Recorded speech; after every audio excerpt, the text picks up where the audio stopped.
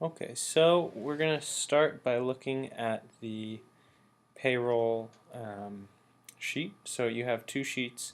You have the scheduler, which will be visible to your staff, and then you also have the payroll sheet, which will be visible only to you and whoever you choose to share it with, likely other managers or maybe some people in Natick. So to start, the roster on the schedule is managed from payroll. Okay, so never try and edit the names in here. They won't change from week to week if you do that.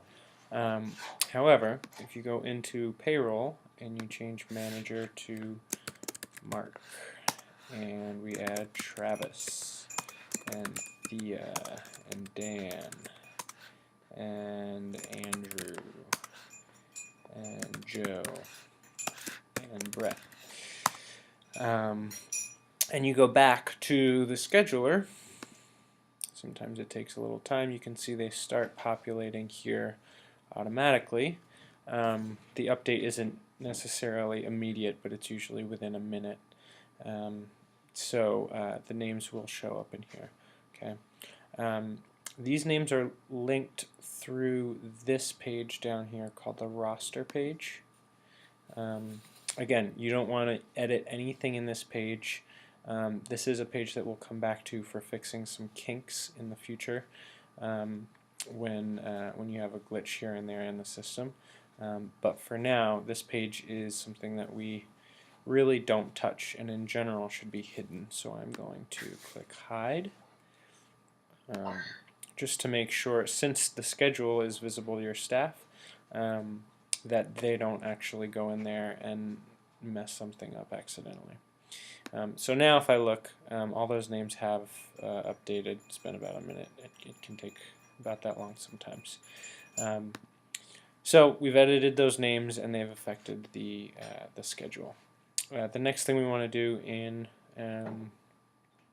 the payroll sheet is add salary information.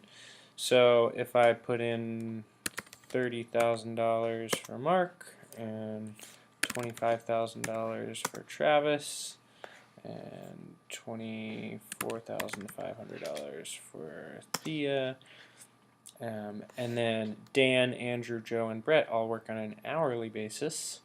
I'll just come over to the per hour column and I'll say Dan makes 12, Andrew makes 12, Joe makes 12.50, and Brett makes 9.50.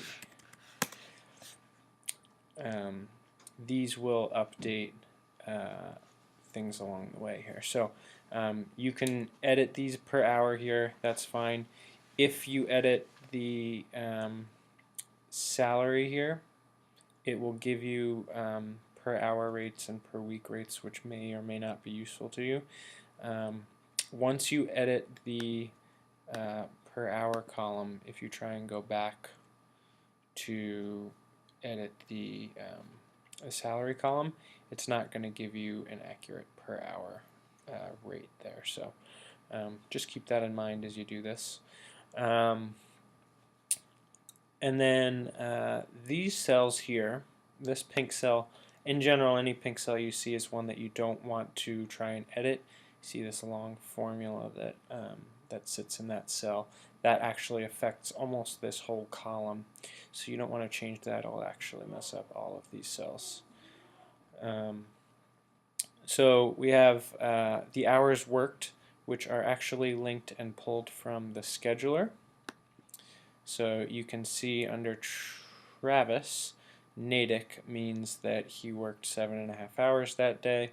And so if I go back to the payroll sheet, it says Travis worked 7.5 hours that week, based on the schedule anyway. And so that's how the basic entry of your staff works. So this top section is sales staff. If I scroll down, you can also add service staff, and below that is fitting staff. Now, if you have fitting staff that also work on the sales floor, they need to be entered in both places. It's not going to double count them in payroll. we just need to put them in both places for scheduling purposes and the way that things are added up. So say Thea and Dan are both on the sales staff and the fitting staff, I would re-enter the same information for them down here. So we had 24,500, and I believe it was $12 an hour.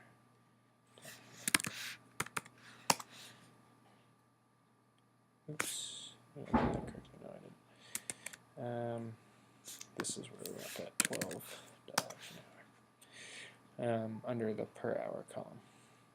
Okay, and so that's entering the basic information. We'll come back in another lesson on how to edit your predicted earning rates and manipulate your goals and all that stuff.